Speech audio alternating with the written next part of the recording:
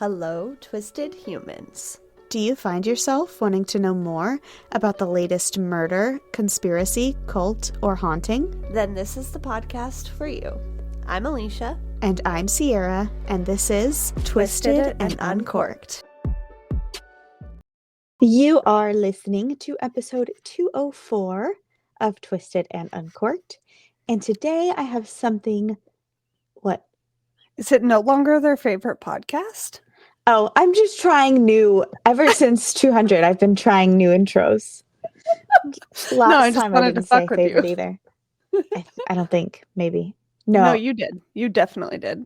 But my episode last week, I said 203, and you were instantly offended. So I guess that was new. Yeah. The 0 was too much for me. I have something a little different for you all today. Remember last week when I told you a fun fact about the moon? And I said I learned it from some girl I've been watching on YouTube. That girl's YouTube channel is Dami Lee Arch. And she's also how I found the disappeared thing I'm going to tell you about today. But speaking of fun facts, do you have one for me? I do. And it is just simply penguin mouths. Oh God, what about them? Have you ever seen a penguin's mouth? I guess not. It's the scariest thing in the world.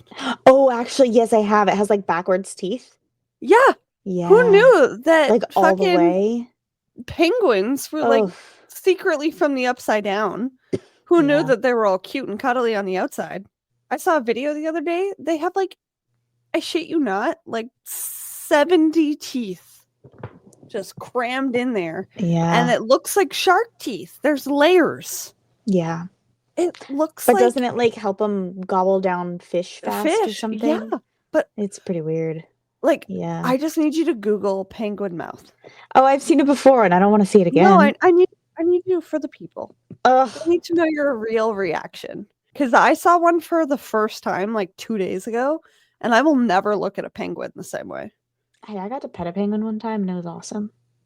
Well, it's a good thing it didn't try and bite your hand fucking off. Because mouth.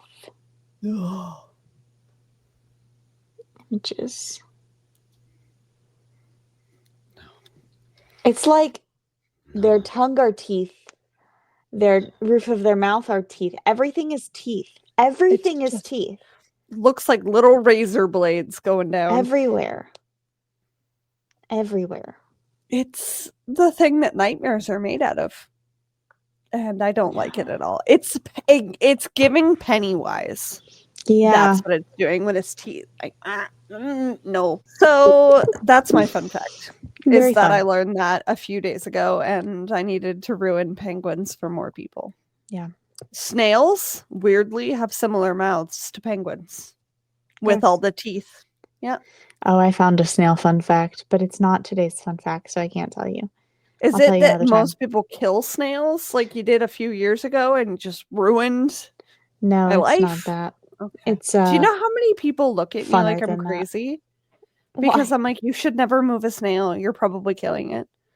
And they're like, well. And then I tell them why. And they're like, why do you know so much about snails? Why do you know so much about snails? And every time I move my sea snails, I think of this. Oh. But sea snails, as it turns out, are similar but different to land snails in that they're more movable. Like if you just like wiggle their shell back and forth a couple of times, they'll like unsection and then you can move them. Oh, poor guys. Well, they like to crawl back into the filter reservoir of my tank. And it's not safe for them back there. So I get to play the game of taking apart the back of my tank and scooping them out on like a semi-regular basis. Fun times. Yeah.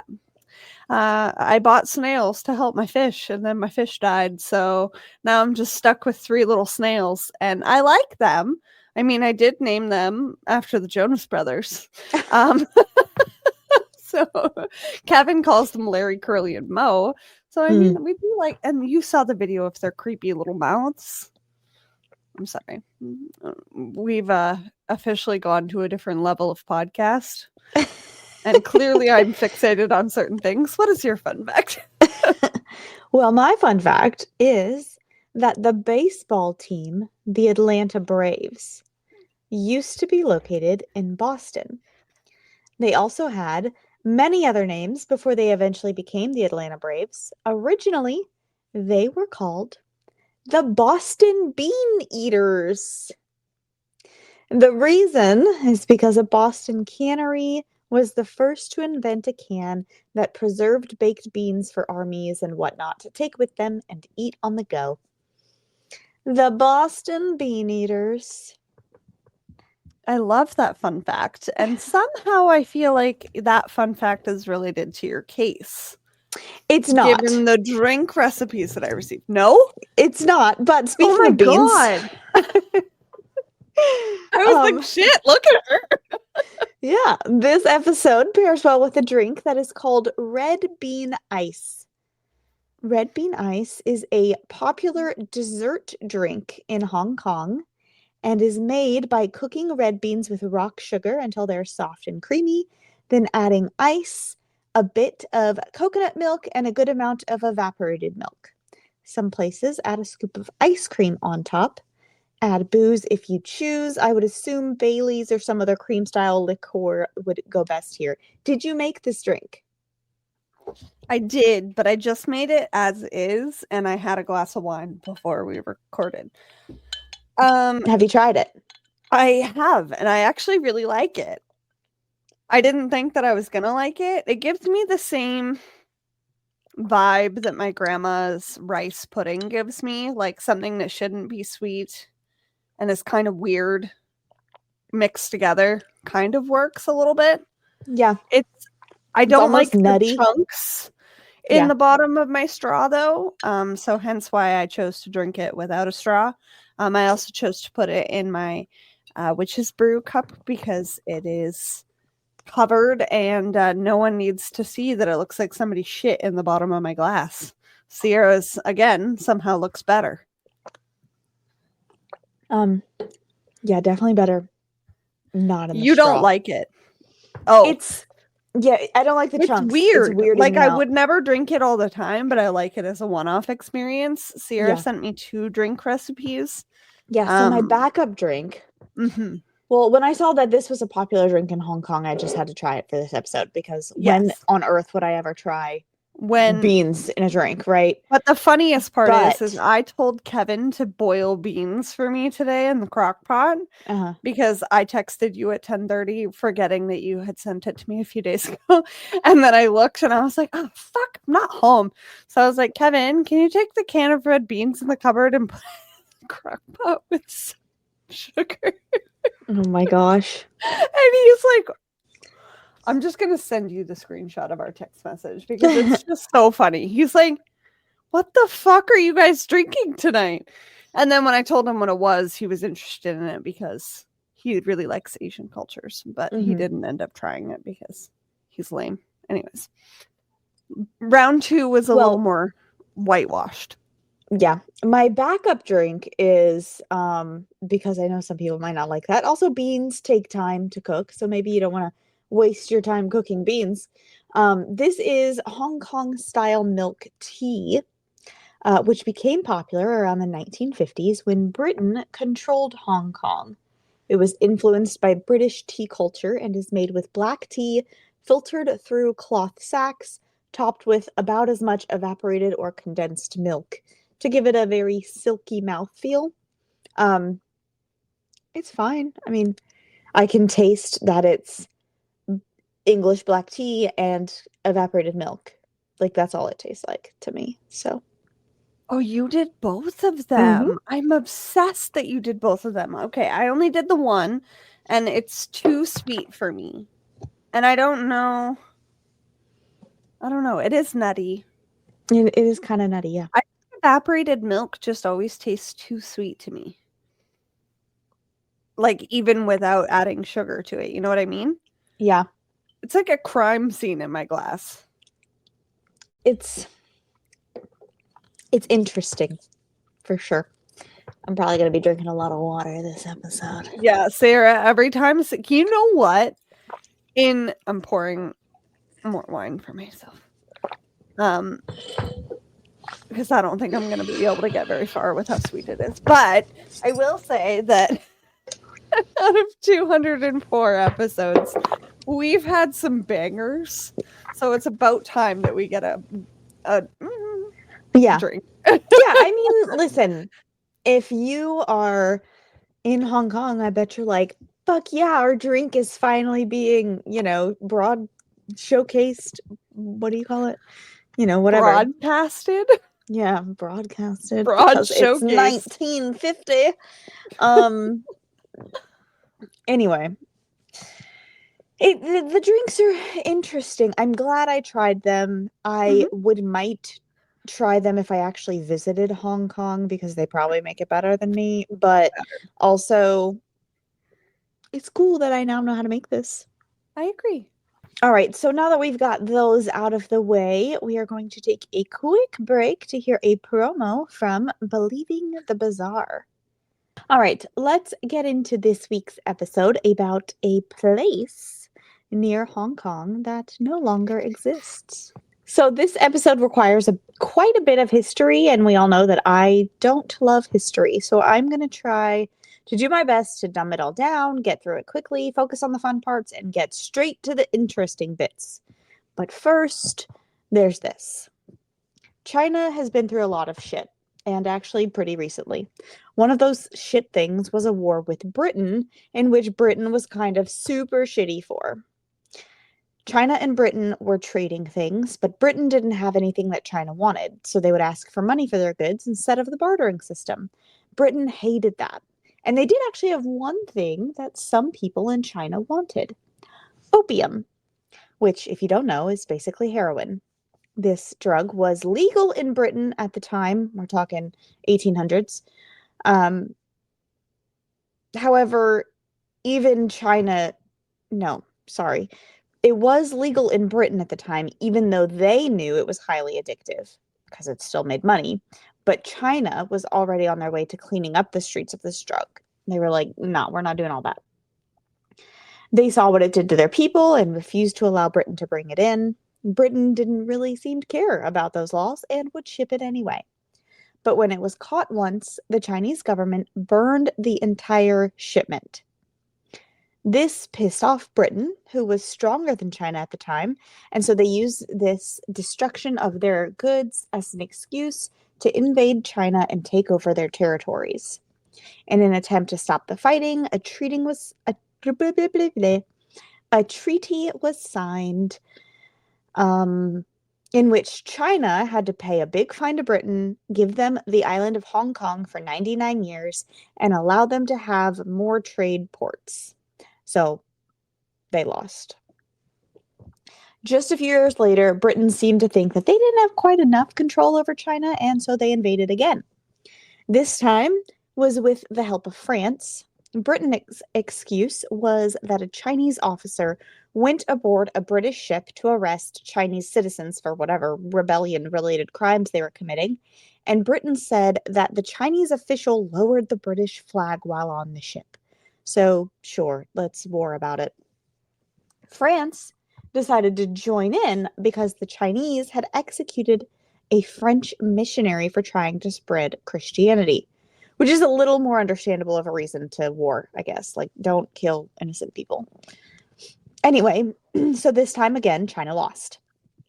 And so they had to give up even more trade ports. They legalized the importation of opium, sadly. They gave freedom for Christian missionaries to move freely through their land. They provided residence for foreign envoys in Beijing. And they gave Britain control of the southern portion of the Kowloon Peninsula, which brings us to the heart of this episode. Kowloon is a city located north of Hong Kong Island and is considered the mainland portion of the Hong Kong region. Kowloon means 9 dragons and was given this name by the last emperor of the Song dynasty, Xiaobing. He was only 6 years old when he became emperor, and unfortunately he died less than a year later. But in his rule, he fled to this area to try and survive being targeted by other troops. He saw that there were 8 mountains surrounding the Kowloon area and said it looked like 8 dragons. But emperors were often compared to dragons.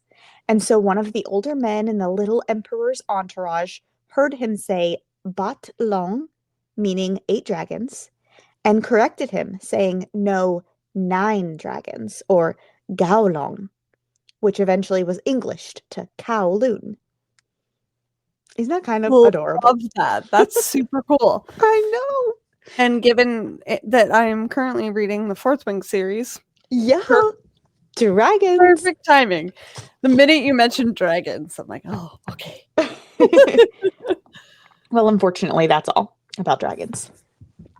When Britain got control of the southern portion of Kowloon, China was still allowed control of their military fort located there called the Kowloon Walled City. It was called this because, as a military fort, it was walled in. About 700 people lived there at the time in 1889.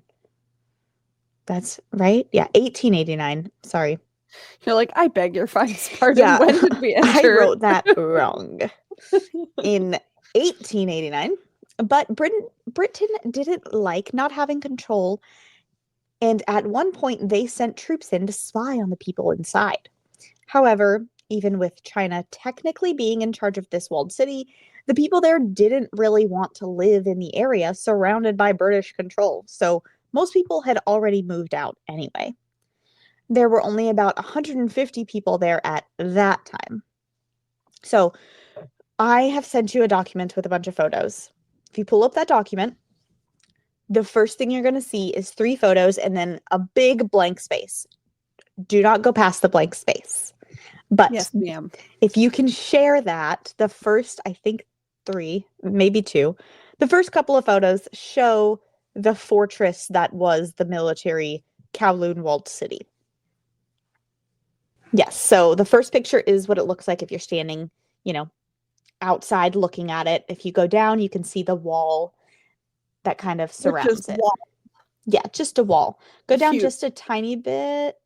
Okay, yeah, so that's what, from an aerial view, that's what it looks like. It's walled in and there's just a couple buildings there. Okay.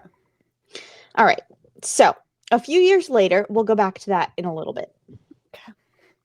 A few years later in 1912, the Qing dynasty ended its rule over China, of whom the fort belonged to. So it became a bit confusing who owns it next, British Hong Kong, or the new nationalist China.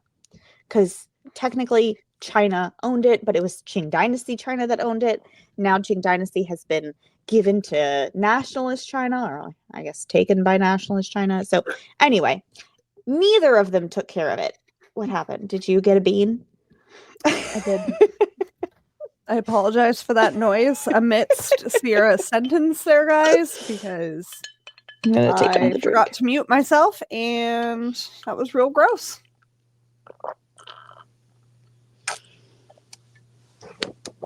It's just kind of weird. Hazard. It is a choking hazard.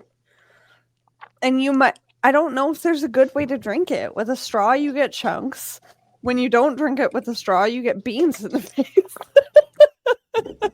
Well, like I said, in Hong Kong, they put ice cream on top, so I think they just eat it with a spoon. Beans and all. Yeah, I feel like we're doing it wrong. I think we got it. Next time we try this, if ever, we will put ice cream on it. Yeah, that'll be fun. So neither took care of it. Kowloon Walled City was starting to fall apart. It was labeled Chinatown on a British map, and people would go stare at it like a little piece of history. Around 400 squatters were living in the abandoned buildings on the 6.4-acre area. And right around the time that Hong Kong wanted to demolish it, and China started saying, no, that's actually ours, another war broke out, this time between China and Japan. During the warring times, the walls were taken down from the walled city to be used as a seawall by Japan, and an airport called Kai Tak was built and then expanded on directly next to the Kowloon Walled City. the Kowloon Walled City that's not anymore walled. The Walled City, as it's still known, itself was mostly in shambles. People fleeing from war-torn towns, or people who just didn't agree with the politics of the war, or people who were experiencing homelessness because of the war, or opium addictions, or whatever, would go to this small 6.4 acres of land where no one seemed to care what was happening. The 400 squatters quickly became 2,000. But the wars didn't stop. Insert World War II. And people didn't stop fleeing. And China didn't want to fuss about this territory during the rest of the war, and British Hong Kong already kind of had control over it, being in the middle of Hong Kong region, which they controlled. So everyone in power thought it would be best to just not touch the place. Don't touch it, don't look at it, it's not worth a bigger fight. Just let it deteriorate. But it wasn't exactly deteriorating. Actually, it was growing. The 6.4 acre area couldn't grow, right? The area itself, because only this specific plot of land was what was ungoverned. So the people fleeing to this area looking for somewhere to live built on every single inch of the 6.4 acres.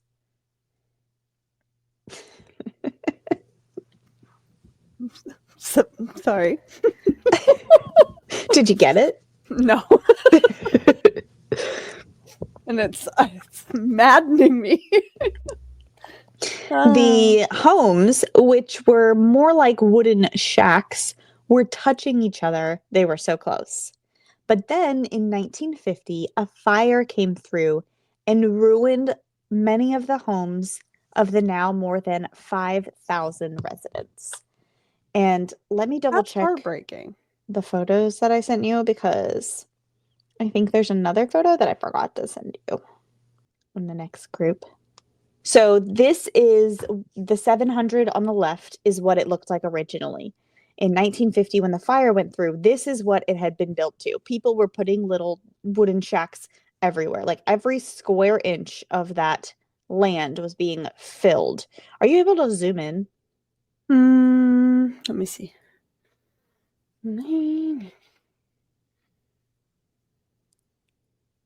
Yeah, there we go. So if you go up just a tiny bit, it says these dots, each point is an inhabitant.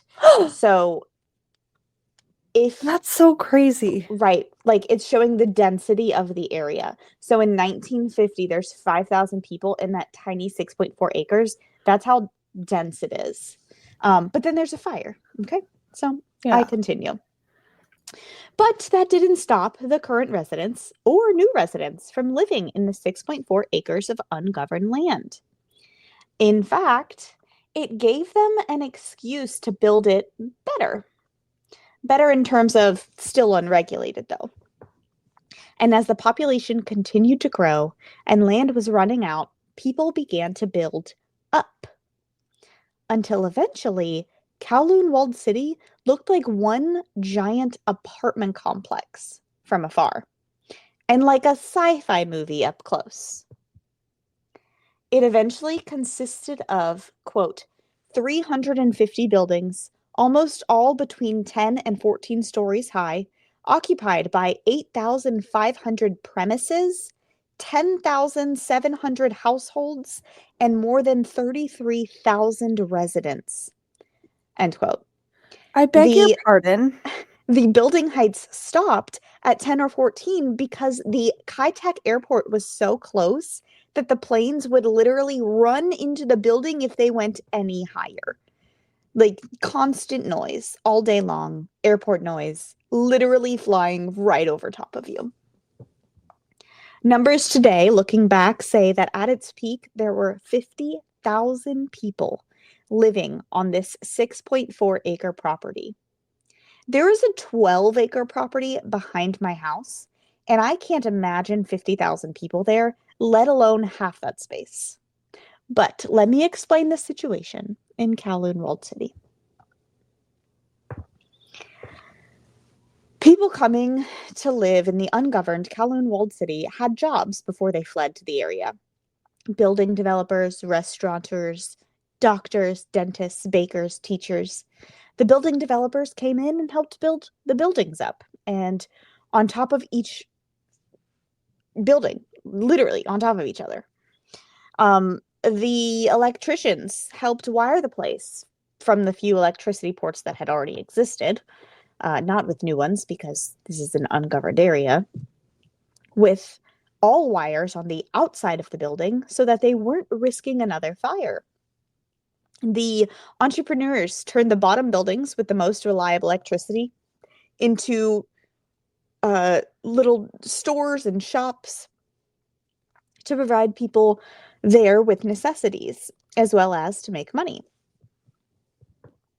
But again, not governed. So there's no one to ensure they're following building codes or doing things safely. There's not even any real police. There's actually a crime syndicate, the Triads, who were kind of controlling the place.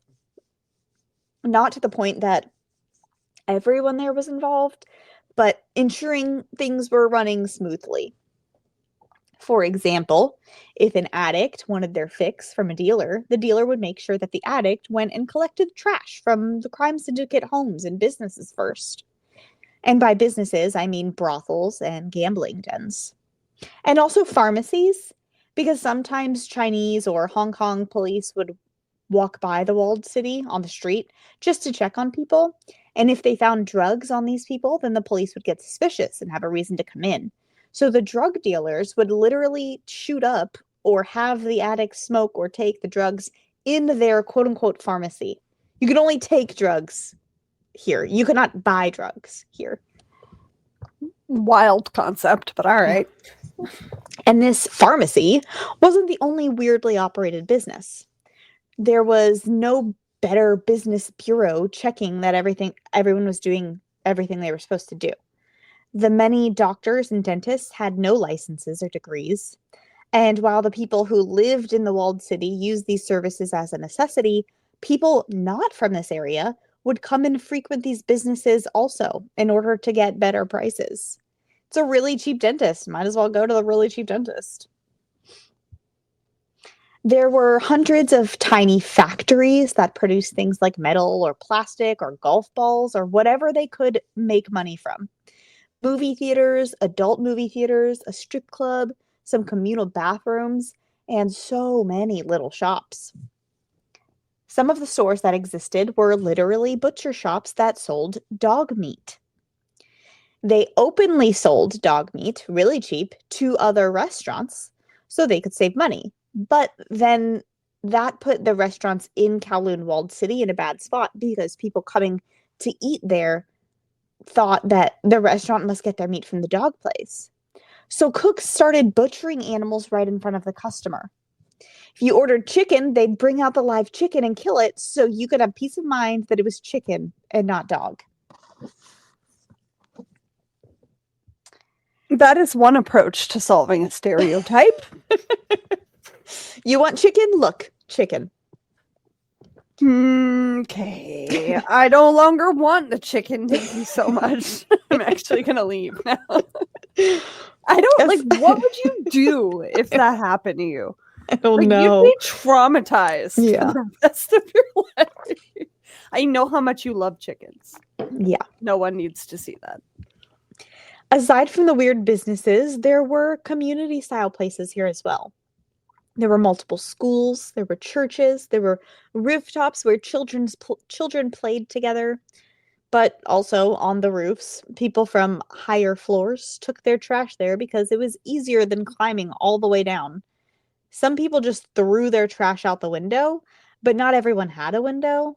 Also, most of the wiring didn't reach all the way to the top floors, so they didn't have electricity and would use the rooftops for drying their clothes or whatever else they needed the sunlight and heat or even take into just fresh account how air for. dirty this is going to be. Yeah. Go ahead and pull up those photos again. We're going to get a view of the rooftops after I show you the new congestion. So remember I said the inhabitants, right? This is on the left there. You're muted. Oh, I said quick before. Yeah. And it is And grown to this 50,000 inhabitants. It is literally the most dense place to ever exist. If you scroll down again, just a little, you can see all of them together. There you go. And this is how it grew. Why Grew do I to feel there. like this is our future? And then go down another one. And this is what it looks like. Those are the little rooftops. If you scroll one more, you'll see an up close of the rooftops where children literally played. What? Yeah. So keep that This in mind. looks like a bunch of buildings got put in one of those car press Yeah. crushers. That's what Yeah. that looks like. Yeah. Like, how do It's you even get to what happens if you live here? Oh, we'll talk about that in a little bit. Let me Jesus. continue. Oh my god. So, there were only 8 water sources down on the bottom of the city. So some people took the opportunity to lug water from the bottom to the upper areas for a price. And these upper areas weren't just upstairs and down a hallway. There weren't many hallways. There were so many people that nearly every inch was used for livable space. Each person got about 40 square foot of space to themselves, although to themselves is kind of an understatement. Sometimes to get to your own living space, you'd have to go through 40? 40 square feet. Yes, for $35 a month. I'm pretty sure my desk surface area is 40 square Yeah. feet. Wait, hold on. Maybe I don't know how big 40 square feet is, but that seems really small. Yeah, 40 square feet is like a closet. Square foot. Yeah. Yeah, it's like a Okay. closet, like a Like pantry. a small closet, like an Yeah, entry closet, not a yeah, walk-in closet. Let's right, clarify. right. Oh, Jesus. This is like a closet smaller than Harry Potter lived in. Okay. I'm claustrophobic already. Just with the images I've seen, I would not survive here. Oh, you just wait. Sometimes you had to go up one way. Sorry. Sometimes you had to get to your own living space. You had to go through someone else's living space. Sometimes you had to go up one way to get to a lower floor a block away. There were even routes you could take to go all the way around the 6.4 acres without ever touching the ground outside or seeing sunlight. Going through homes to get to homes wasn't always a bad thing, though.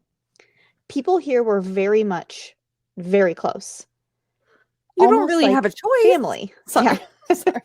I'm so sorry. I'm so mad that this exists.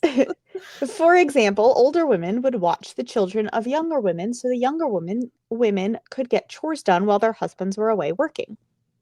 People helped each other all throughout the Kowloon Walled City structure. But traveling through the building was a bit dangerous and quite gross. Like I said, people were often throwing their trash out of windows. And also, there were attics and gangs here. So sometimes you'd come across a dead person, kind of just laying in a walkway until someone moved the body to, honestly, who knows where. When people walked through the walkways, which they called catwalks, which were only 3 to 6 feet wide, by the way, they would carry umbrellas because there was a persistent dripping of who knows what. Um, so there are a lot more photos, and I know this is a mostly audio podcast, but I really want you to see them because they are just so interesting. And So if you're confused, come follow us on social media where you yeah, can see those photos. before we get to this place disappearing, we're gonna go through all of the photos together. You can pull those up I because don't know if they're I want fun. to. No, some of them are fun, I guess. All Is right, this so one? we start zoomed out. This is the outermost zoom of this place. You can see all around it. Kowloon City is a city, but Kowloon Walled City was ungoverned. So the Walled City is the really tall one. Everything around it is just, Kowloon City. Regular. Okay. Yeah. Sorry, All right. I Scroll cheered down. myself by accident. This is the side view of it. If you scroll down, I think there's a zoom in of the side view. Yeah. So Oh, this is them. Most of the buildings are made of concrete. They just, kind of put up these metal slat thingies and poured concrete down until it filled up. And that's how they built their walls. what? Yeah. That is a zoomed in, really close version of somebody's balcony. All of Like, the balconies were, you know, screened in because dangerous. yeah. Wow. This is from down on the streets. The bottoms were where the shops were. It looks like each one of these little oops are somebody's living area. Yeah, Oh my God. it's crazy.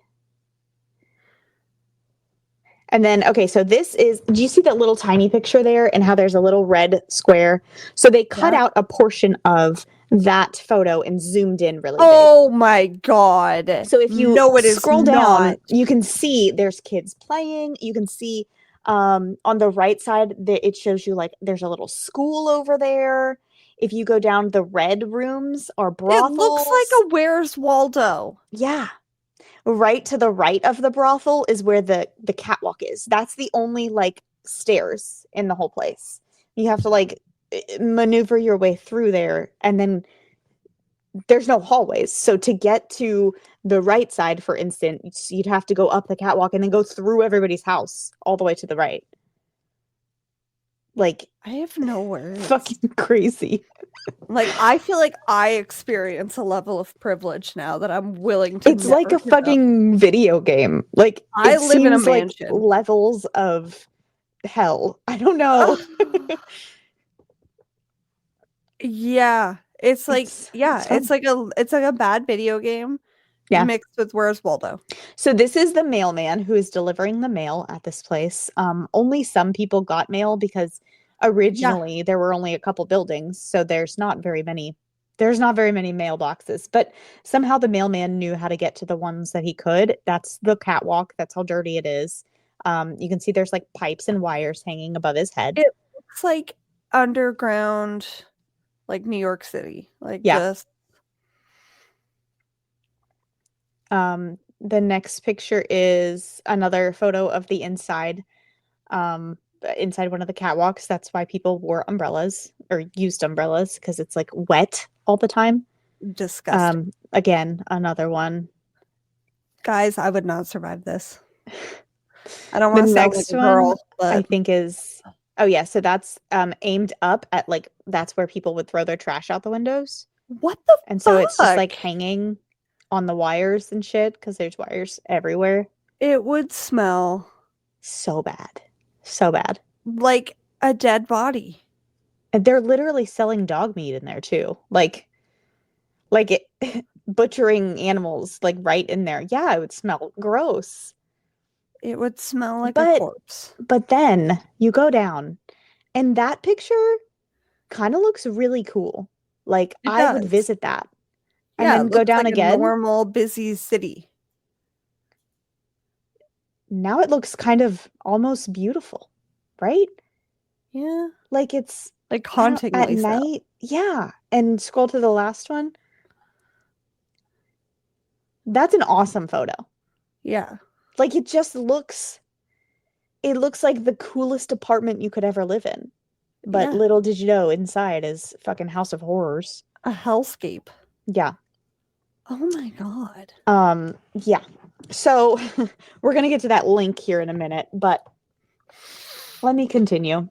We're to the 19s now. In 1987, it was announced that the place needed to be demolished.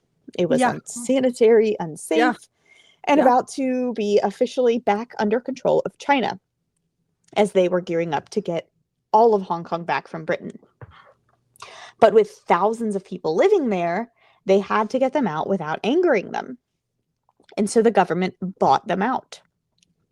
They gave them approximately 81,000 Hong Kong dollars, which is about 10,000 American, to 33,000 different families so that they could start over somewhere else. And when some families still refused to leave their home, they were forcibly evicted. When the place was finally empty in 1993, a movie called Crime Story was actually filmed there. And then on March 23rd, 1993, a wrecking ball was put to the once thriving city. By April 1994, Alecia and I had been born, and the city was no more.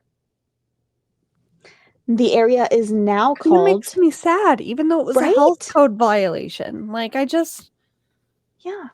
the history. Well, also, I don't remember what episode it was, or if it was an episode, or if it was just us talking, or if it was, I don't even know. I'm 99% sure it was you and I. But there was a building that was abandoned, and we're like, why would you just not let like people experiencing homelessness live there? This is why.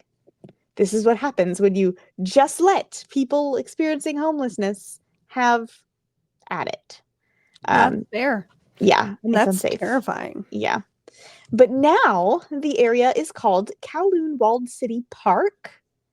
If you click on that link, there's a bunch of beautiful photos that you can share with the screen if you'd like.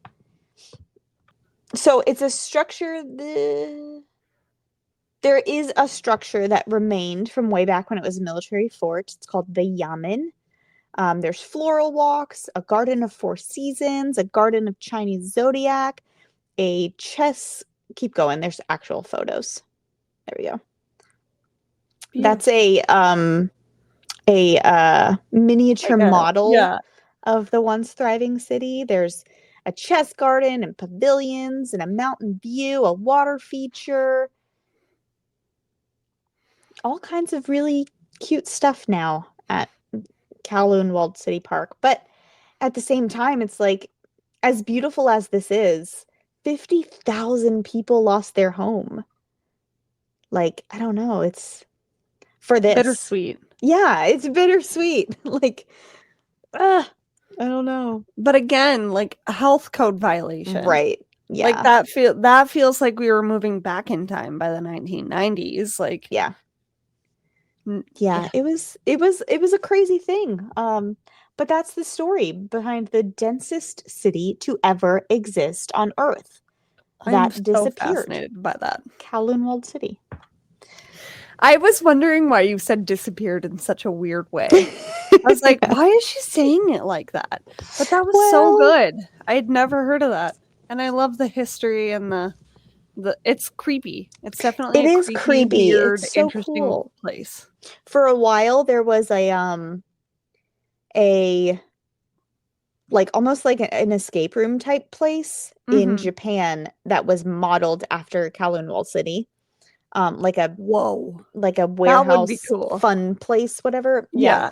And then there's also a couple video games on Call of Duty. There is a what do they call it? Like a chapter or like a challenge or like a level where you have to go through the Kowloon Walled City.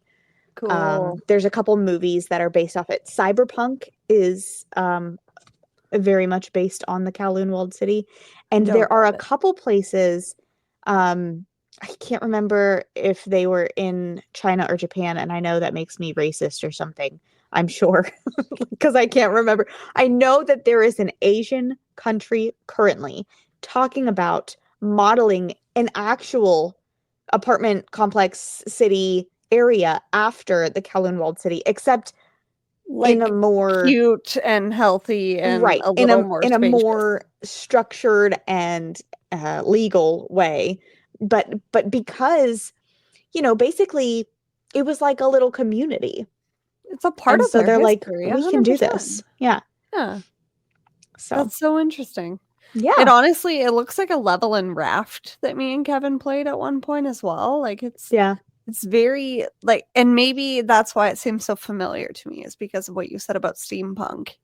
Yeah. Because steampunk features are in like so many movies. Like what was that robot-y kind of girl movie that came out?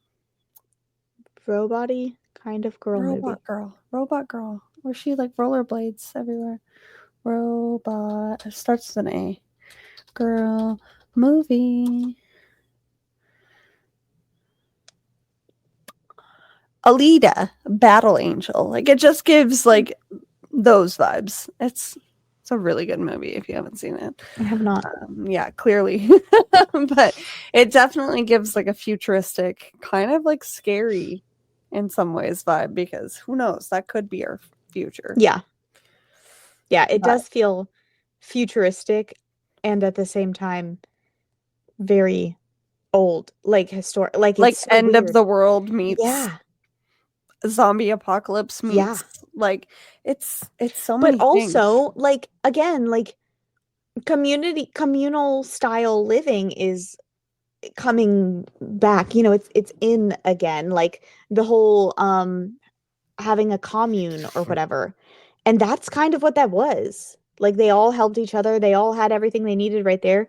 But let's not do it so dense. Like let's not Yeah, do it right. where Like, you I'm gonna don't go see see the if sun Gary on the sometimes. 17th floor can help me out here Yeah. with some batteries. Like, make your Yeah. way through however many square feet. No, thank you. It's weird. Um, yeah, but I so was interesting, so and I'm so intrigued when I saw surprised it. I've never heard of that. Yeah. I had never Thank heard of you it for either. sharing it. Jesse and I was again watching Dami Lee Arch, whatever I said her name was, um, Yeah, on YouTube, and that popped up, and I was like, "What is that?" yeah. And I was Hold so on, intrigued. I was like, I'll be right "I'm back. covering this." Well, perfect, and I like that you fit it into disappeared. That's Yeah, clever. I think this is just gonna keep getting more and more creative, guys, until the stretch is too far that we're like, okay, enough's enough. yeah, Just cover whatever the fuck you want. yeah, But that was really good. And I'm very thankful that we don't live like that, because yeah. I couldn't survive it. I don't think I Um, could either.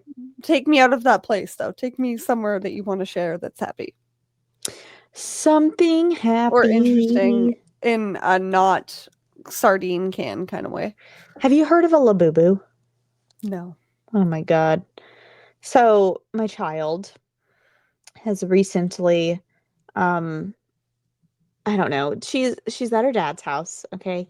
And when she's at her dad's house, he only has to play dad once or twice a year or whatever. And so he buys her whatever he wants because he doesn't Yeah. have to buy her stuff every single day of her life like I do.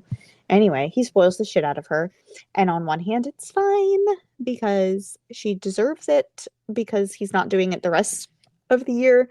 And on the other hand, I'm like, fuck, I'm gonna have to fix my daughter when she gets back because she's becoming an entitled, spoiled shit.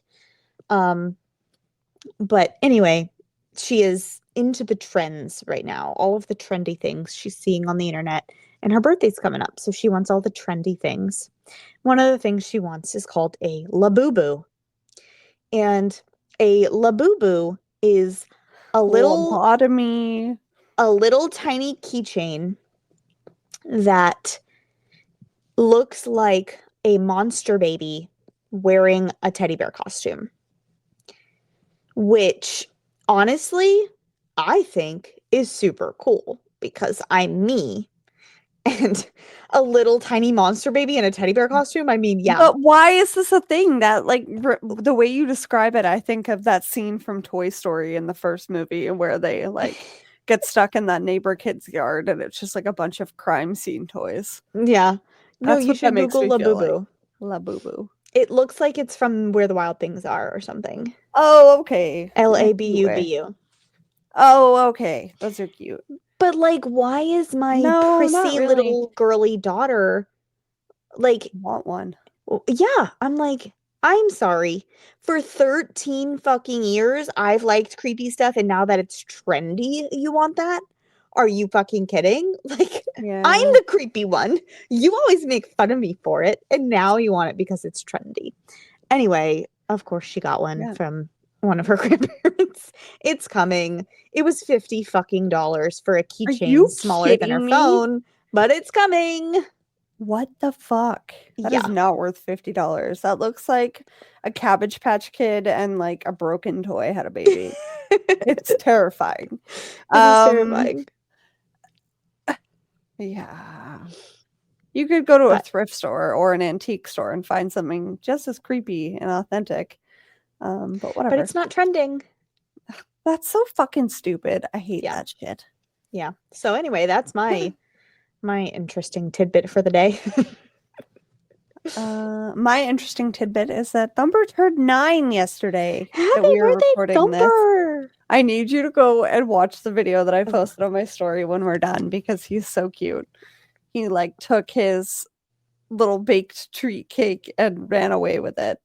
I can watch it right now. If it's still on there, it should be. He's like, bitch, leave me alone. I'm trying to enjoy my food.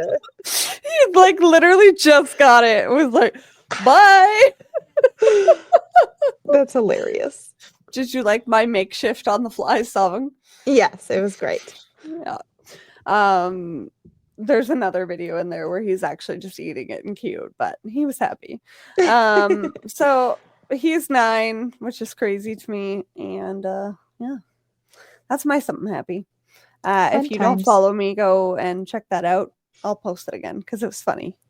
Like he literally just like took it and ran, and it's bigger than his head. But we will see you guys next week for my episode, which is gonna be creepy. It's gonna be creepy. I'll tell you that. Creepy history and creepy. Yay. So get ready for that. And in the meantime, keep it twisted. Twisted and Uncorked is hosted and produced by Sierra Zorn and Alecia Watson. If you like the show, don't forget to leave a 5-star rating and review wherever you are listening now. It really is the best way to spread the word. You can check out all things Twisted on our website, twistedanduncorked.com, and we will see you next Tuesday for a brand new episode.